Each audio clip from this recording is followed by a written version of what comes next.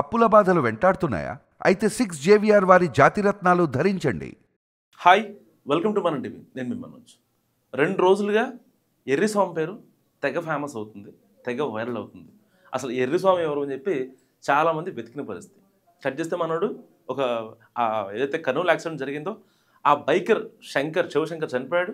So వెనకాల ఉన్న వ్యక్తి ఎర్రిస్వామి వల్లే ఇదంతా జరిగింది అని ఒక పోలీసులు ప్రాథమిక నిర్ధారణకు వచ్చారు. అలానే ఎర్రిస్వామి మీద కేసు పెట్టగలమా? లేదు. ఎందుకంటే ఇండైరెక్ట్గా చావుకు కారణమైన తప్ప డైరెక్ట్గా ఎక్కడ చావుకు కారణమైన పరిస్థితి కాదు. కాబట్టి అతని మీద ఎలాంటి కేసులు పెట్టలేదు. కానీ అతని దగ్గర ఉన్న ఆధారాలు ఏవైతే ఉన్నాయో, ఏదైతే ఆ ట్రావెల్ బస్సు గుద్దుకోవడం తర్వాత వెంటనే బ్లాస్ట్ అయిపోవడం అంతా ప్రమాదం జరిగింది కాబట్టి అదంతా చూస్తూ స్పాట్లోనే ఉన్నాడు. కాబట్టి ఇప్పుడు ఎర్రిస్వామి తెలుగు రాష్ట్రాల్లో వైరల్ అవుతున్నాడు. ఒక్కసారి మనోడు మాట్లాడి మాటలు విందాం ఒకసారి. బండికి గుద్దిందని ఏమైనా ఉందా? ఉంది. ఇంకొకటి దానికంటే ముందు ఒక బ్లూ బస్సు వెళ్ళిపోయింది. బండి ఆల్రెడీ గుద్దింది. ఏది? వి కావేరీ ట్రావెల్స్ బస్సు కాదు, ఆల్రెడీ అంతకుముందు వి కావేరీ నిన్న మనం డిస్కస్ చేసుకున్నాం కదా, బస్సు సీసీటీవీ ఫుటేజ్ వచ్చిందా? దానికంటే ముందు కొన్ని బస్సులు వెళ్ళినాయి. సో ఆ బస్సులో ఒక ఆర్టీసీ బస్సు గుద్దిందట. గుద్ది కొంచెం దూరం లాక్కెళ్ళింది. దాని తర్వాత ఏదైతే వి కావేరీ ట్రావెల్స్ బస్సు గుద్దుకోవడం వల్ల 19 మంది చనిపోయారు. ఎవరిని అడగలేదు. ఇప్పుడు పన్ను ఎంతసేపటికి ఈ బస్సు వచ్చి గుద్దింది? ఒక 10 minutes కంటే. మరి 10 నిమిషాల వరకు అక్కడే ఉన్నావా? అక్కడే ఉన్నా. ఎక్కడ 10 నిమిషాల వరకు అక్కడే ఉన్నాడు. ఆ ఫస్ట్ బండి గుద్దింది, రెండో బండి వేమూరి కావేరీ బస్సు గుద్దింది, అయినా సరే అక్కడే ఉన్నాడంట. నువ్వు కూడా బస్సు ప్రమాదం ఎస్పీ సార్ వచ్చిన తర్వాత మొత్తం జామ్ తీసేసిన. నువ్వు ఎంతసేపు వరకు ఉన్నావు? 4:10 వరకు ఉన్నా. ఇప్పుడు డివైడర్ తగులుకొని కింద పడడం వల్ల ఆయన స్పాట్ లో చనిపోయాడు. నేను డివైడర్కి వెళ్ళి పక్కకు పడినాను. బస్సు తర్వాత ఒకటి ముంగటికి వెళ్ళిపోయింది. తర్వాత వచ్చి బస్సు ముంగటికి వెళ్ళిపోవడం వల్ల అగ్గి నిప్పులు రావడం వల్ల బస్సు అంటుకొని నేను మా ఫ్రెండ్ చనిపోయిన టెన్షన్లో ఏం అర్థం కాక నేను ఆ అబ్బాయిని సైడ్కి వేసి వెళ్ళిపోయినాను. మా ఇప్పుడు ఆ అబ్బాయిని సైడ్కి వేసి ఈ అబ్బాయి వెళ్ళిపోయాడు. మీరు ఏ ఊరికి పోవాల్సింది? మీరు నేను డోన్కి వెళ్ళాలి యాక్చువల్గా. అంటే ఆ రోజు వద్దని చెప్పిన, బండికి లైట్ లేదు వద్దురా అని చెప్పిన. కానీ వద్దులేరా నేను వదిలేసి వస్తా అని చెప్పినాడు. ఆల్రెడీ పెట్రోల్ బంక్ లో కూడా చూసినారు మాదేమో. అట్లా జరగడం వల్ల యాక్సిడెంట్ అవ్వడం వల్ల. ఆ రాత్రి పోవడానికి కారణం ఎంత? మధ్యరాత్రి మొత్తం తాగి ఉన్నాం నైట్. అది మ్యాటర్. అంటే ఎప్పుడు పరిచయం నీకు శివశంకర్? 3 సంవత్సరాల నుండి పరిచయం శివశంకర్ వాళ్ళమ్మ వాళ్ళంతా మీకు తెలుసా? బాగా తెలుసు. వాళ్ళ అమ్మ వాళ్ళు మొత్తం తెలుసు అన్నారు కదా. కానీ శివశంకర్ వాళ్ళ అమ్మ చెప్పేది ఏంటంటే ఎర్రిస్వామి నా కొడుకుని చంపేశాడు, శివశంకర్ని చంపేశాడు అని చెప్పి శివశంకర్ వాళ్ళ అమ్మ కుండబద్దలు కొడుతుంది. అసలు వాడు నాకు తెలీదు, మా ఇంటికి కూడా ఎప్పుడు రాలేదు. ఇప్పుడు ఎవరి మాటలు నమ్మాలి? శంకర్ వాళ్ళ మా అమ్మ మాటలు నమ్మాలా, లేకపోతే ఎర్రిస్వామి మాటలు నమ్మాలా? ఎర్రిస్వామి నిజంగా మాట్లాడుతున్నాడు, కొన్ని విషయాలు చెప్తున్నాడు. పోలీసులు కూడా ఏది పోలీసులు తమదైన శైలిలో విచారణ జరిపిన తర్వాత ఇవి వచ్చిన వాస్తవాలు ఇవి, లేకపోతే అప్పుడు దాకా మాటలు రాలేదు. ఎందుకంటే ఒక స్పాట్లో ఆల్రెడీ బండి డివైడర్ని గుద్దింది, అక్కడ స్పాట్లో చనిపోయాడు శంకర్.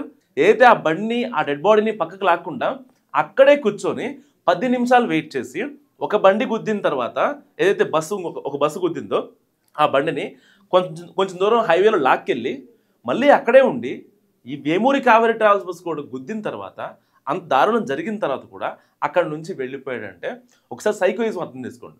స్పైడర్ సినిమాలో ఎస్జే సూర్య ఉంటాడు కదా, అంటే వేరే వాళ్ళ ఆర్తనాదాలు లేకపోతే ఏదన్నా ఒక రప్చర్ క్రియేట్ అవ్వాలనే మైండ్ సెట్తో ఉంటాడు. ఎదుటి వాళ్ళు బాధపడుతుంటే చూడాలనుకోవడం, ఏడుస్తుంటే ఆనందం పొందడం, ఇలాంటి మైండ్ సెట్ నిజంగా ఎర్రిస్వామిలో కనిపిస్తుంది. ఇన్నాళ్ళు ఎర్రిస్వామి మాట్లాడలేదు మీడియాతో, సరే ఓకే, వాళ్ళు శివశంకర్ వాళ్ళ మమ్మీ చెప్తున్నారు మా కొడుకు చనిపోయాడు అనే బాధలో అసలు తాగలేదు, లేకపోతే మంచోడని చెప్తున్నారు. కానీ ఇప్పుడు ఫైనల్గా తాగాడు. సో మేము తాగాం, వద్దనుకున్నాం, వద్దని వారించినా సరే శివశంకర్ మాత్రమే నన్ను తీసుకెళ్లే ప్రయత్నం చేశాడు, మేము డోన్ వెళ్తున్నాము, మేము 3 ఏళ్లుగా ఫ్రెండ్స్ అని ఇప్పుడు కుండబద్దలు కొడుతున్నాడు మనోడు. కానీ నిజంగా ఆ రోజు ఆ ఇన్సిడెంట్ జరిగిన రోజు కనుక ఆ 10 నిమిషాల స్పాన్లో ఎన్ని వెహికల్స్ వచ్చి ఉంటాయి? కనీసం ఒక్క వెహికల్ని ఆపినా సరే ఇవాళ ఇంత ప్రాణ నష్టం జరిగి ఉండేది కాదు. ఇప్పుడు మీరు 2:30 పైన పెట్రోల్ వేసుకున్నారు కదా, అక్కడ నుండి మీరు బయలుదేరారు కదా, అక్కడ మీరు ఎన్ని గంటల కింద పడ్డారు? 2:45కి. ఎట్లా స్కిడ్ అయింది? వాన పడుతుంది కదా, వాన పడుతున్న వల్ల బండికి స్లిప్ అవడం వల్ల డ్యామేజ్ అయ్యి కింద పడినాం. ఎంత స్పీడ్ పోతున్నారు? 70 పైన పోతున్నాం. అంటే మధ్యలో ఏమన్నా వేరే చూడు ఎంత నాగ్గా మాట్లాడుతున్నాడో. ఆల్రెడీ వర్షం పడుతుంది తెలుసు, వీళ్ళు తాగున్నారని తెలుసు, అయినా సరే మేము 70 స్పీడ్లో వెళ్తున్నాం, అయినా అసలు మాకు సంబంధం లేదు, అది బండి జారిపోయింది, జారడం వల్ల అతను పడ్డాడు అని చెప్పి. ఆల్రెడీ వద్దని తెలుసు, అక్కడికి వెళ్ళకూడదని తెలుసు, ఏమి ఆ టైంలో టైంలో వెళ్ళకూడదని తెలుసు, పెట్రోల్ కొట్టించుకొని మందు దాగి వీళ్ళు చేసిన ప్రత్యాపారాల వల్ల జరిగిన ప్రమాదం 19 మంది కుటుంబాలు గుండెల విషయాలు ఏమైనా ఏడుస్తున్నాయి. ఇంకా చెప్తాడు విందాం. అలాంటివి ఏం జరగలేదు, మేమే కింద పడ్డాం. తర్వాత స్పాట్లో చనిపోవడం వల్ల నేను ఎస్కేప్ డివైడర్ పైన పన్నాను. ఆయన కాపాడి సైడ్కి లాగిన.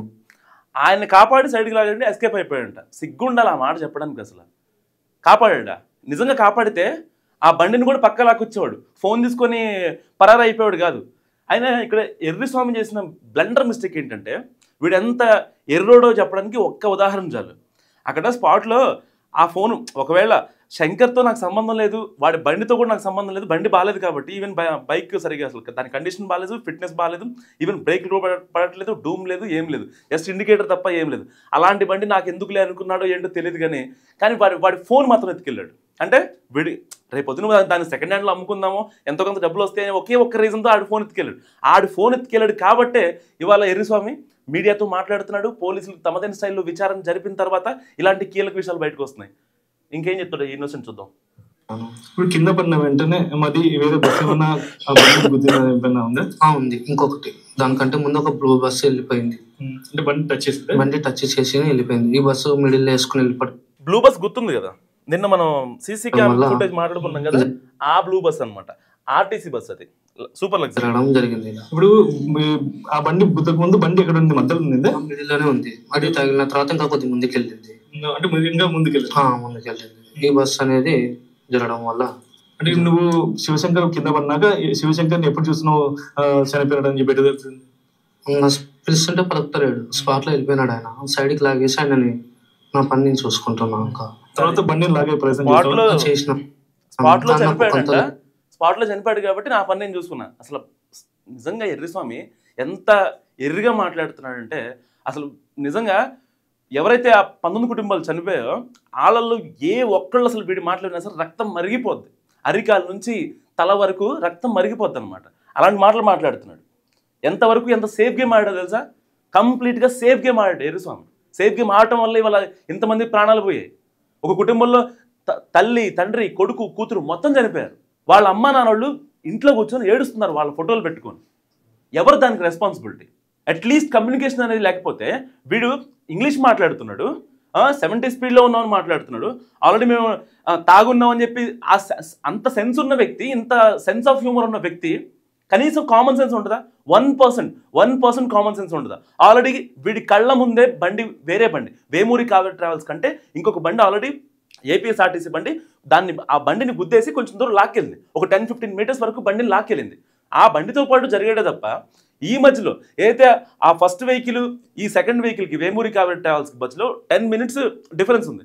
ఆ 10 మినిట్స్లో కనీసం ఒక్కొక్క మినిట్కి ఒక్కొక్క వెహికల్ వేసుకున్నా సరే కనీసం 10 వెహికల్స్ రోడ్ క్రాసెస్ ఉంటాయి కదా. అది నేషనల్ హైవే, బెంగళూరు హైవే, 10 టైర్లు బళ్ళు తిరుగుతూ ఉంటాయి, ప్రతి ప్రైవేట్ ట్రావెల్స్ బస్సు తిరుగుతూ ఉంటాయి.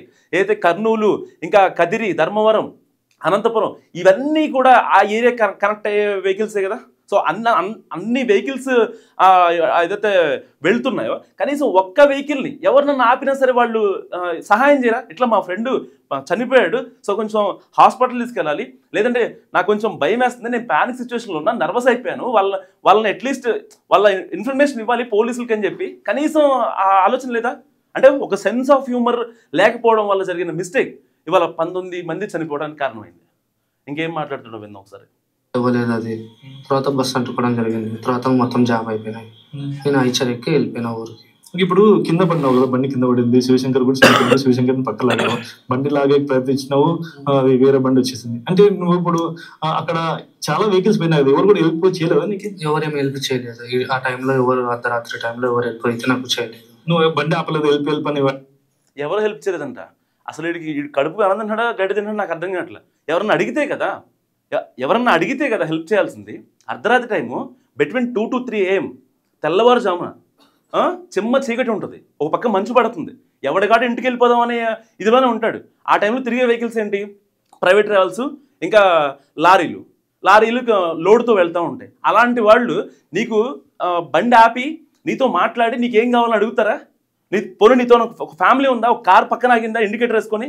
ఏదన్నా ఒక బైకర్ ఆగాలి అంటే ఒక కార్ ఇండికేటర్ వేసుకొని ఆ టైంలో ఫ్యామిలీతో ఉన్నారు అంటే వీళ్ళని ఇబ్బంది పడుతున్నారని చెప్పి ఆగుతారు.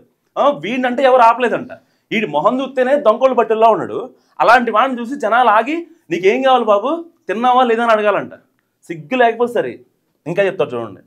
ఎవరిని అడగలేదు. ఇప్పుడు పన్ను ఎంతసేపటికి ఈ బస్సు వచ్చి గుద్దింది? ఒక 10 minutes అంతే. మరి 10 నిమిషాల వరకు అక్కడే ఉన్నావా? అక్కడే ఉన్నా. మరి ఎవరికైనా ఫోన్ చేయొచ్చు కదా, 100 కానీ పోలీస్ నా మీదకి వస్తుంది. నేను ఎవరికి ఏం చేయలేదు, నా మీదకి వస్తుంది అనేసి చేయడు. ఎందుకు చేయడు తెలుసా? నా మీదకి వస్తుంది కాబట్టి. అసలు ఎంత ఇదంటే కళ్ళ ముందే ఫ్రెండ్ చనిపోయాడు, కళ్ళ ముందే అంత ఘోరం జరిగింది. అయినా సరే వెనకాల వచ్చిన వాళ్ళు వెహికల్స్ ఆపి వాళ్ళు వీడియోలు తీయటమో, లేకపోతే ఈ హైమారెడ్డి లాంటి సజ్జన దగ్గర చేసిన ఒక సీనియర్ ఎవరైతే పోలీస్ అధికారి ఉందో ఆవిడ మాట్లాడి సో లొకేషన్లో ఇలా యాక్సిడెంట్ అయిందని చెప్పి అప్పుడు ఆవిడ పోలీసులకి ఆవిడకున్న ఇన్ఫ్లుయెన్స్ ప్రకారం ఎస్పీకి డిఎస్పీకి వీళ్ళందరికీ ఫోన్, కర్నూలు రేంజ్ డిఐజీ ఆయన ఉన్నాడు కదా, ఆయన పేరంటే మొన్న మధ్య కేసులాగా ఇరుక్కున్నాడు, ఆయనకి ఫోన్ చేసి ఈ హైమారెడ్డి అప్పుడు ఇన్సిడెంట్ గురించి చెప్పిన తర్వాత ఈ ఫైర్ అండ్ సేఫ్టీ వాళ్ళు, ఈ పోలీసు వాళ్ళు, తాలూకా పోలీస్ స్టేషన్ వాళ్ళు వీళ్ళంతా స్పాట్కి వచ్చిన పరిస్థితి. అప్పటిదాకా వెనకాల ఉన్న ఎవరైతే ఉన్నారో కొన్ని వెహికల్స్ వచ్చాయి ఆగే, దాదాపుగా ఒక 10 కార్లు 4-5 బస్సులు, వీళ్ళందరూ చోద్యం చూస్తున్నారు. వాళ్ళల్లో కనీసం బస్సు మరి కాలిపోతుంది, ఎమర్జెన్సీ డోర్ నుంచి కూడా జనాలు రాని పరిస్థితి, లోపల ఎంతమంది ఉన్నారో ఏంటో, కనీసం ఆ డోర్ బ్రేక్ చేస్తే అన్న ఏదో ఒకటి అంటే చేత్తో బ్రేక్ అవుతుందని నేను చెప్పను. అవన్నీ almost bullet proof vehicles, bullet proof glasses లాగా ఉంటాయి. ఎందుకంటే అది సస్పెన్షన్ బస్ కదా, ఏసీ బస్ కదా. సో అలాంటి బస్కి చేత్తో గుద్ద రాదు. కనీసం రోడ్డు పక్కన ఏదైనా బండరాయి పట్టుకుని ఏదైనా పట్టుకుంటే వాళ్ళు ఏదైతే సేఫ్గా రెస్క్యూ చేసిన ఫ్యామిలీ వాళ్ళు మనం లైఫ్ లాంగ్ గుర్తుపెట్టుకునేవాళ్ళు. కానీ అది మనం చేయం. వీడియోలు తీయటం, స్నాప్లు పెట్టడం, స్టోరీస్ పెట్టడం, వీటిని ట్విట్టర్లో అప్లోడ్ చేయడం, ఈ పనికి మనం చేసే పనులు. ఇంకా మాట్లాడతాడు. నీ మీదకి వస్తుంది. అదే ఎన్నికలో కూర్చున్నా కదా, నా వల్ల చనిపోయినాడేమో అనేసి నా కోసం అనేసి తప్పుకున్నా. ఓకే, ఇప్పుడు శివశంకర్ కింద పడి చనిపోయాడు డివైడర్ దగ్గర. ఇప్పుడు నీకు ఎక్కడ గాయాలైనా? నీకు ఇక్కడ చిన్న చిన్న గాయాలైనా, ఇక్కడ వాసింది, ఇక్కడ లోపల మొత్తం దెబ్బలు, ఇంకా లోపల వాపున్నాయి. లోపల అడ్మిట్ అయినా 2 రోజులు చేయించుకున్నా, మంచిగానే ఉంది. లోపల వాపు ఉందంట. బుద్ధుంది అసలు నీకు? కొంచెం సిగ్గుండే మాట్లాడుతున్నాం ఆ మాట. లోపల 19 మంది చచ్చిపోయారు, చిన్న పిల్లలు చచ్చిపోయారు, ముసలోళ్ళు చచ్చిపోయారు, ఊపిరి ఆడక అసలు ఎంత నరక యాతన అనుభవించారంటే వాళ్ళు అనుభవించుంటారు మా చావు ఇంత దారుణంగా వస్తుందని చెప్పి.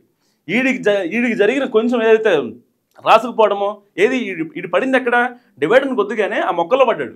మొక్కల్లో మొత్తం తేమగా ఉంటుంది, ఆల్రెడీ వర్షాలు పడుతున్నాయి, సో తేమగా ఉంటుంది, వాడికి తగిలే అవకాశం లేదు. ఎందుకో తెలుసా? శివశంకర్ వాళ్ళ మమ్మీ వీడి మీద అనుమానం పడింది. వీడికి ఒక్క ఘాటు కూడా లేదు కనీసం. మా కొడుకేమో స్పాట్ డెడ్, వీడికేమో కనీసం ఇంత రవ్వంత కూడా కనీసం గీరుకున్న పాపాన్ని పోలేదని చెప్పి ఆవిడ ఇప్పటికీ స్టిల్ అనుమానం ఈ ఎరుస్వామి మీదే. వాడు చెప్పేది నేను నమ్మనంటుంది వాళ్ళమ్మ. అంత ఇదిగా వీడు నమ్మిస్తున్నాడు. కానీ వీడు చెప్పేది ఏంటి? నాకు ఆల్రెడీ శివశంకర్ 3 ఏళ్ల బట్టి తెలుసు, మేము మంచి ఫ్రెండ్స్, బ్లడ్ ఫ్రెండ్స్. అంత బ్లడ్ ఫ్రెండ్స్ అయితే తాగేసి మీరు రోడ్ల మీద వెళ్తారా? ఇంకా చెప్తాడు చూడండి.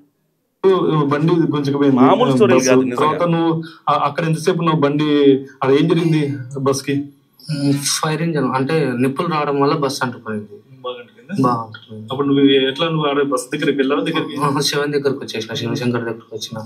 మరి శివశంకర్ ఏమి ఆ పనికి బస్సులో మంటలు ఆర్పడానికి ట్రై చేస్తున్నారు, కానీ ఎవరైతే మనుషుల పనికి అయితే ఎవరు ఫైట్ తెంచలేదు. నేను చూసినది అయితే లైఫ్ ఇది.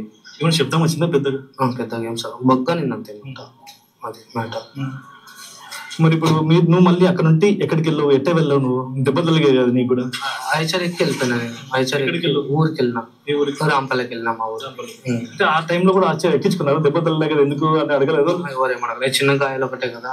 ఇప్పుడు ట్రాఫిక్ జామ్ అయింది కదా అదంతా, ఎక్కడ ఎట్టే వీడి ప్రాణం కోసం ఐచర్ బండిని ఆపి, రోడ్డు మీద వెళ్తున్న ఆ బండిని ఆపి వీడు రాంపల్లి వెళ్ళిపోయాడు అలాంటి సేఫ్గా.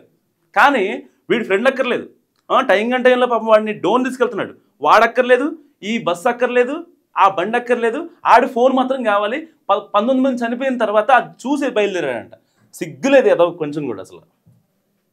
ఇంకా చెప్తాడు చూడండి, అసలు మామూలు విషయాలు కాదు. ఎస్పీ సార్ వచ్చిన తర్వాత మొత్తం జామ్ తీసేసినారు. నువ్వు ఎంతసేపు వరకు ఉన్నావు? 4:10 వరకు ఉన్నావు. 4:10 వరకు ఏం చేస్తున్నావు చుట్టుపక్కల? చూసుకుంటా నిలబడినా. ఎక్కడ చూస్తుంటే? అక్కడ వెనకల అంతా. ఇన్సిడెంట్ జరిగింది 2:20కి వీళ్ళు పెట్రోల్ కొట్టించుకున్నారు. 2:32కి వీళ్ళు స్పాట్కి వచ్చారు. ఏదైతే యాక్సిడెంట్ జరిగిందో 2:32 నుంచి 2:35-38 మధ్యలో యాక్సిడెంట్ అయింది కదా, ఏదైతే ఆ బస్ వచ్చి గుద్దింది. ఫస్ట్ బస్ గుద్దింది, సెకండ్ వేమూరు ట్రావెల్స్. అప్పటి నుంచి సరే 3 వేసుకోండి, 3 వేసుకున్న తర్వాత 4:30 వరకు గంటన్నర అక్కడే ఉండి పైచాచిక ఆనందం పొంది మనోడు వెళ్ళాడు. నేను నా అనాలిసిస్ చెప్పట్లా, ఎర్రిస్వామి చెప్పింది మాత్రమే చెప్తున్నాను, గుర్తుపెట్టుకోండి. జామ్ అయిపోయినాయి, అందులో నన్ను ఎవరు కనుక్కోలేదు. అదే అంటే అప్పటి వరకు ఓన్లీ శివశంకర్ ఒక్కటే బండి నడిపారు అంటున్నారు. ఏదైతే సీసీ ఫుటేజ్ కెమెరాలో పెట్రోల్ బంక్ లో ఉందో అప్పుడు నువ్వు నాకు తెలిసింది కదా. నన్ను క్యాచ్ చేసిన తర్వాత నేను మొత్తం చెప్పాను, పెట్రోల్ ఎక్కడ కొట్టించాను, ఏమేమి చేసినా అంటే మొత్తం చెప్పేసి. సీసీ ఫుటేజ్ కనిపించలేదు అనుకో, బయటపడలేదు అనుకుంటే అప్పుడు నువ్వేం చేస్తావు, మళ్ళీ ఫోన్ చేస్తుంటే పోలీసు వాళ్ళకి జరిగిందని చెప్తుంటే లేదంటే ఊరుకుంటే మరి ఇప్పుడు శివశంకర్ మీ ఫ్రెండ్ కదా చనిపోతే ఇప్పుడు అడిగింది విన్నారా? మరి ఈ సీసీ ఫుటేజ్ కనుక బస్సువి ఏదైతే వీళ్ళు పెట్రోల్ బంక్లో పోర్ చేసుకున్నారో ఆ విజువల్ కనుక, ఆ సీసీటీవీ ఫుటేజ్ మనం డిస్కస్ చేసుకున్నాం కదా నిన్న. సో ఆ బస్సు లాస్ట్ విజువల్ కనుక బయటికి రాకపోతే నువ్వు పోలీసు వాళ్ళకి చెప్పేవాడివా అంటే చెప్పనంట. అసలు మైండా మానవ బొమ్మ, నాకు అర్థం కావట్లేదు అసలు. అయితే అటు లేదంటే ఇటు, అందితే కాళ్ళు లేదంటే జుట్టు. బాగా లేదా? చాలా బాగా. ఇప్పుడు దాకా ఇన్ని మాట్లాడాడు కదా, నేను అక్కడ స్పాట్లోనే ఉన్నా, ఎవరిని అడగాలంటే భయం వేసింది చెప్పి. మీ ఫ్రెండ్ బెస్ట్ ఫ్రెండ్ శివశంకర్ చనిపోయాడు కదా, మరి నీకు బాధ వేయలేదంటే అమ్మో చాలా బాధ వేసిందంట, గుండెలు బాధేలా ఎడుతున్నాడు ఇలాంటి పెక్యులర్ మైండ్ సెట్ని ఏమనాలి? సో మీరు నాకు మస్తు కామెంట్ చేయండి. చూస్తున్నాండి మనం టీవీ.